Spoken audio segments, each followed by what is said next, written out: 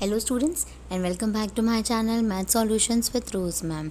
और आज की क्लास में हम कक्षा 9th की गणित की कार्यपत्रक नंबर 5 जिसकी तिथि है 9 अगस्त 2021 ये करने जा रहे हैं, जिसमें कि हम आज जो सीखेंगे वो हम परिमेय संख्याएं और अपरिमेय संख्याओं का गुणनफल और अगर उनका जो जोड़ है, योग है, घटा है, वो सब कुछ करना सीखेंगे। ठीक है, तो हम आज की वर्कशीट शुरू करते हैं। प्यारे बच्चों, अगर अभी तक आपने मेरे चैनल को सब्सक्राइब नहीं किया है तो प्लीज़ चैनल को सब्सक्राइब कर लीजिए और बेल आइकन को भी प्रेस कर दीजिए।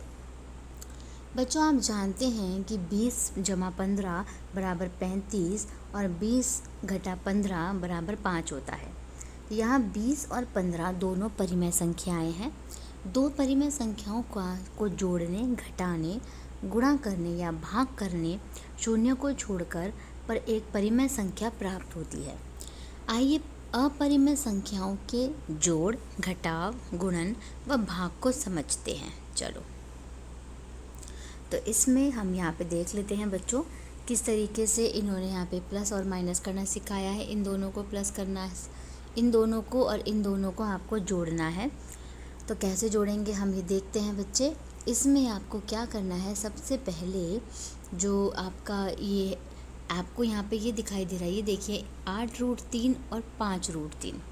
तो 8√3 और जो 5√3 है, अगर हम इसको प्लस कर दें तो ये क्या बन जाएगा। आप ये देखिए 8 और 5 13 और √3 का √3 आ जाएगा। नेक्स्ट देखिए ये है 7√2 और ये है 3√2। ये लेकिन माइनस में है तो 7 में से 3 घटा देंगे तो कितना बचेगा, 4√2। तो आपका जो आंसर आएगा वो आएगा 13√3 + 4√2 आ जाएगा। तो फिर ये कह रहा है इसी तरह इन दो पदों को घटा सकते हैं। 2√2 3 और 3√2 को जोड़ व घटाया नहीं जा सकता और अलग अलग रखा जाता है। मतलब जो √3 है और √3 वो दोनों ही आपस में जमा होंगे, वो दोनों ही घटा होंगे। अगर हम मतलब √3 और √2 को नहीं जमा कर सकते और √3 या फिर √2 को घटा नहीं सकते, अलग अलग रूट नहीं होना चाहिए, रूट के अंदर एक ही नंबर होना चाहिए। तो इसमें बच्चों यहाँ पे ये साइड में ये क्वेश्चंस दिए हुए हैं, तो हम इन क्वेश्चंस को कर लेते हैं। सबसे पहले स्वयं प्रयास कीजिए, निम्नलिखित को हल कीजिए। तो आपको क्या करना है, 25√2 + 6√2 को प्लस करना है। तो 25 और 6 कितने हो गए आपके, 31, और √2 की जगह √2 एज इट इज़ आ जाएगा। तो आपका आंसर हो गया 31√2। बी पार्ट देखो इसका। बी पार्ट में 7 - √23 23 + √23 है। एक माइनस में √23 है, एक प्लस में √23 है, तो क्या ये कैंसिल हो सकते हैं? जी हाँ, बिल्कुल कैंसिल हो सकते हैं। तो ये √23 एक माइनस का एक प्लस का कैंसिल हो गया, तो बचा क्या इसमें, आंसर क्या बचा, 7 बचा। तो जो बी पार्ट है उसका आंसर है 7। अब हम चलते हैं हमारे सी पार्ट पे। सी पार्ट पे देखिए क्या है, थोड़ा सा मैं इसको डिलीट कर देती हूँ आपको क्लियर दिखाने के लिए। सी पार्ट पे देखिए 17√11 - 3√11। √11 सेम है ना, 17 में से 3 घटा दीजिए, कितना बचा, 14√11। तो सी का आंसर जो है वो है आपका 14√11। अब हम चलते हैं हमारे डी पार्ट पे। डी पार्ट थोड़ा सा डिफरेंट है, अलग से करके दिखाती हूँ आपको मैं। ये देखिए यहाँ पे नहीं, इधर इस तरफ ही कर देती हूँ इसका। चलो, क्या है आपका 2√2 + 5√3, फिर माइनस है, फिर √2 है, और जो ये माइनस और माइनस जो है ये आपका प्लस बन जाएगा और ये बन जाएगा 3√3। अब √3 जो है उनको सॉल्व करना है, √2 को सॉल्व करना है। तो ये √3 है, ये √3 है, तो 5 और 3 कितने हो गए आपके, 8√3 हो गए। और ये √2 है, ये √2 है, लेकिन ये माइनस का है तो माइनस कर दीजिए इसको। तो 2 में से 1 घटा दीजिए, 1 √2 आ गया। तो आपके पास आंसर आ गया 8√3 और 1 √2। तो इसी के साथ हमारा जो ये क्वेश्चन नंबर 1 जो है ये हमारा कंप्लीट हो गया। अब हम आगे चलते हैं। आगे देखिए बच्चों, यहाँ पे ये बता रखा है परिमेय संख्याओं का गुणन व भाग, और अपरिमेय संख्या आएगी या परिमेय संख्या आएगी। तो देखिए 3 पंजे 15 परिमेय संख्या हो गई। 1.2 को 6 से गुणा करा 7.2 परिमेय संख्या। 64 को 4 से भाग किया 16 परिमेय संख्या। 4.2 को 3 से भाग किया 1.4 आ गया, परिमेय संख्या हो गया। ठीक है, तो क्या बोल रहा है वो, ये ध्यान दीजिए दो परिमेय संख्याओं का गुणनफल वह भागफल सदैव मतलब ऑलवेज परिमेय संख्या होता है।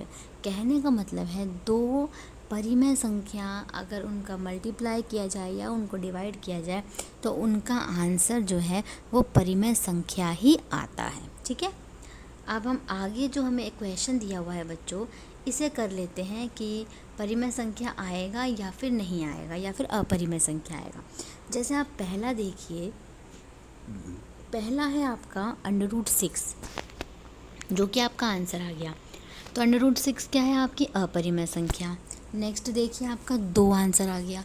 तो 2 क्या होती है आपकी परिमेय संख्या। तो यहाँ पे लिख दीजिए परिमेय संख्या। ठीक है, 2 एक परिमेय संख्या है। नेक्स्ट देखिए ये वाला है इसका आंसर। तो ये तो सारा अपरिमेय निकल रहा है, तो इसको यहाँ लिख दीजिए अपरिमेय संख्या।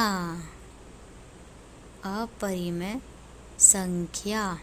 ठीक है, उसके बाद ये देखिए 3 क्या होता है आपका परिमेय संख्या। परिमेय संख्या। नेक्स्ट देखिए √5 इसका आंसर आ रहा है। तो √5 क्या है आपका अपरिमेय संख्या। यहाँ लिख लेते हैं हम अपरिमेय संख्या। अपरिमेय संख्या। उसके बाद ये बच्चों आप अपनी कॉपीज़ में उतार लीजिएगा, बिल्कुल एज इट इज़ आपको अपनी कॉपी में उतारना है। उसके बाद हम नेक्स्ट चलते हैं। आगे क्या दिया हुआ है, आगे आपको कुछ क्वेश्चंस दिए हुए हैं 1 2 3 और 3 के जो आपके 6 पार्ट हैं। अब हमें इन 6 पार्ट को करना है और तीनों क्वेश्चंस को करना है। तो चलिए हम इन क्वेश्चंस को सॉल्व करते हैं। चलो, अब हमारा जो नेक्स्ट क्वेश्चन है वो है क्वेश्चन नंबर 1, जो कि आपको ट्राई योर सेल्फ के लिए दिया हुआ है। और अगर हम हिंदी की बात करें तो स्वयं प्रयास कीजिए के लिए दिया हुआ है। तो जो क्वेश्चन नंबर 1 है हमारा वो है can we get an irrational number by multiplying 2 rational number की। जब क्या हमें इरेशनल नंबर मिलता है अगर हम मल्टीप्लाई करें 2 रैशनल नंबर्स को, या फिर हिंदी में बात करें तो अगर हम 2 अपरिमेय संख्या, क्या हमें अपरिमेय संख्या मिलती है अगर हम 2 परिमेय संख्या को मल्टीप्लाई करें तो इसका आंसर होगा नो। तो जो आपका ये क्वेश्चन नंबर 1 है इसका आंसर नो है, और हिंदी में अगर हम लिखें तो आप नहीं लिख सकते हो। ठीक है, उसके बाद क्वेश्चन नंबर 2 जो है वो है आपका कि क्या आपको 2 इर्रेशनल नंबर मिले और आप उनको मल्टीप्लाई करें तो रैशनल नंबर मिलता है, येस है या नो। या फिर हिंदी में अगर हम बोले तो क्या हमें 2 अपरिमेय संख्याओं को गुणा करने पर परिमेय संख्या मिलती है। जी हाँ, तो आंसर है इसका येस, और हिंदी में लिख दीजिए आप इसके अंदर हाँ। ठीक है, अब हम चलते हैं क्वेश्चन नंबर 3 पे। क्वेश्चन नंबर 3 के ना आपके F पार्ट तक है, जिसमें जो A है क्वेश्चन नंबर उसको आपको सॉल्व करना है 10 × 5। ठीक है, 10 × 5। तो इनको सिंपली मल्टीप्लाई कर दीजिए आप। 10 को 5 से करेंगे, 10 5 = 50, 10 पंजे कितना हो गया 50, और अंडर रूट का under root as it is आ जाएगा। उसके बाद इसका बी पार्ट देख लो। बी पार्ट में आपको दे रखा है 3 प्लस बी पार्ट में इधर से कराने की कोशिश करती हूँ आपको ताकि क्लियरली दिखे। बी जो है वो है आपका 3 प्लस √3 हो गया ये आपका, और मल्टीप्लाई करना है आपको 3 √3 से, 3 माइनस √3 से मल्टीप्लाई करना है। ठीक है, तो इसके लिए आप क्या करोगे, ये a प्लस बी हो गया और आपका ये a माइनस बी का फॉर्मूला हो गया। तो a प्लस और a माइनस बी का जो फॉर्मूला होता है वो हमारा a² माइनस b² होता है। तो a² का मतलब हो गया आपका 3 का स्क्वायर, और b² का मतलब हो गया √3 का स्क्वायर। जो ये 3 है, ये 3 का स्क्वायर तो हो गया आपका 9, और अंडर रूट 3 जो है इसका स्क्वायर होता है 3, तो माइनस कर दीजिए, क्या आंसर आ जाएगा आपके पास, 6 आंसर आ जाएगा। ठीक है, तो बी पार्ट यहाँ पे कंप्लीट हो गया। आप सी पार्ट पे चलते हैं। सी पार्ट जो है वो है आपका under root 6 bracket under root 3 plus 2। तो पहले अंडर रूट 6 को रूट 3 से कर लीजिए, रूट 6×3 = 18, 6×3 = 18 प्लस इसको इससे कर लीजिए तो 2 अंडर रूट 6 आ जाएगा। बस ख़त्म, इसमें कुछ ज़्यादा आगे करने की ज़रूरत नहीं है, सिंपली मल्टीप्लाई करना था। ठीक है, उसके बाद हमारा डी पार्ट है जिसमें under root 15 divided by root 5, इन दोनों को डिवाइड करना है। तो अंडर रूट 15 ऐसे ऊपर लिख दीजिए और रूट 5 लिख दीजिए। तो ये इससे 5×3 = 15 होता है, तो इसका आंसर जो है वो अंडर रूट 3 आ जाएगा। ठीक है, तो अब आपका डी पार्ट जो है ये डी पार्ट भी कंप्लीट हो गया। अब चलते हैं ई पार्ट की तरफ। ई पार्ट जो है, ई पार्ट में आपको क्या करना है, मल्टीप्लाई करना है सिंपली।